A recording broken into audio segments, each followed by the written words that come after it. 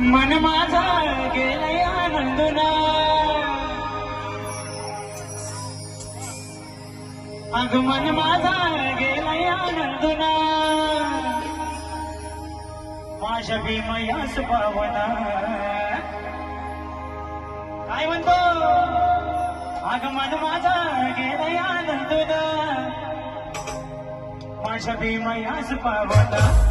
हे नाना दिसतया शोभून बाबासाहेबांच्या कोणाला.